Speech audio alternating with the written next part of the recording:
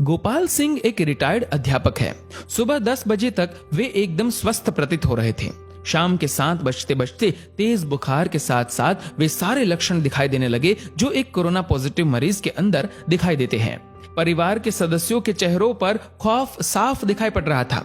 उनकी चारपाई घर के एक पुराने बड़े से बाहरी कमरे में डाल दी गई, जिसमें इनके पालतू कुत्ते मार्शल का बसेरा है। गोपाल जी कुछ साल पहले एक छोटा सा घायल पिल्ला सड़क से उठाकर लाए थे और अपने बच्चे की तरह उसे पाला और उसका नाम रख दिया मार्शल। इस कमरे में अब गोपाल जी, उनकी चारपाई और उनका प्यारा मार्शल है। दोनों बेटों बहुओं ने दूरी बना ली और बच्चों को भी पास ना जाने के निर्देश दे दिए गए। सरकार द्वारा जारी किए गए नंबर पर फोन करके सूचना दे दी गई। खबर मोहल्ले भर में फैल चुकी थी, लेकिन मिलने कोई नहीं आया।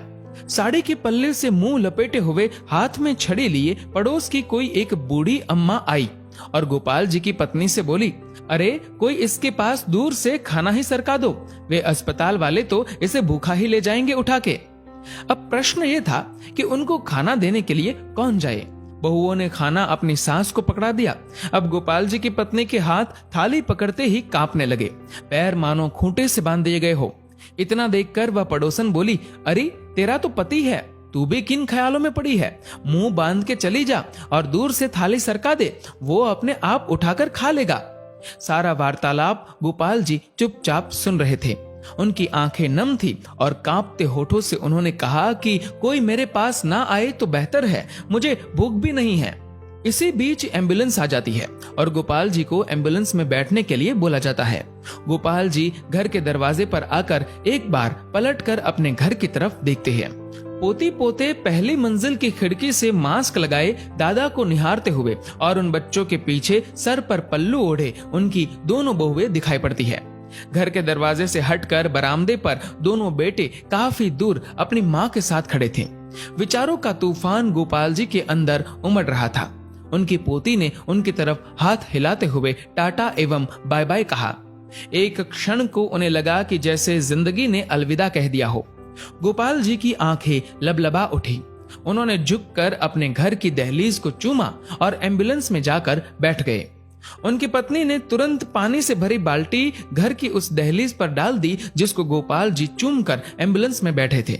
इसे तिरस्कार कहो या मजबूरी, लेकिन यह दृश्य देखकर कुत्ता भी रो पड़ा और उसी एम्बुलेंस के पीछे पीछे हो लिया जो गोपाल जी को अस्पताल लेकर जा रही थी। गोपाल जी अस्पताल में 14 दिनों के ऑब्जर्वेशन पीरियड में रहे। दोबारा टेस्ट किया गया तो उनकी रिपोर्ट सामान्य थी। उन्हें पूर्णतः स्वस्थ घोषित करके छुट्टी दे दी गई। जब वह अस्पताल से बाहर निकले तो उनको अस्पताल के गेट पर उनका कुत्ता मार्शल बैठा दिखाई दिया। दोनों एक दूसरे से लिपट गए। एक की आंखों से गंगा तो एक की आंखों से यमुना बहे जा रही थी। जब तक गोपाल जी के बेटों की लंबी गाड़ी उन्हें लेने पहुंचती, तब तक वो अपने कुत्ते को लेकर किसी दूसरी दिशा की ओर निकल चुके थे। उसके बाद वो कभी दिखाई नहीं दिए। आज उनके फोटो के साथ उनकी गुमशुदगी की खबर छपी है। अखबार में लिखा है कि सूचना देने वाले को 40,000 का इनाम दिया जाएगा।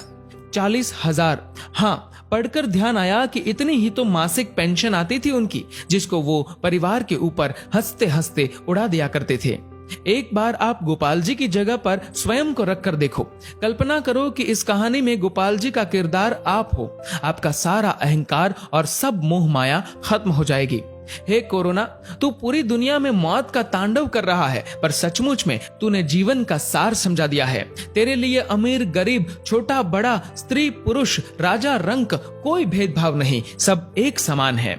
इसीलिए मैं आपसे निवेदन करता हूँ कि कुछ पुण्य कर्म कर लिया कीजिए। जीवन में कुछ नहीं है, कोई अपना नहीं है। जब तक स्वार्थ है तभी तक आपके सब है। जीवन एक सफर है, मौत उसकी मंजिल है। मोक्ष का द्वार कर्म है, यही सत्य है।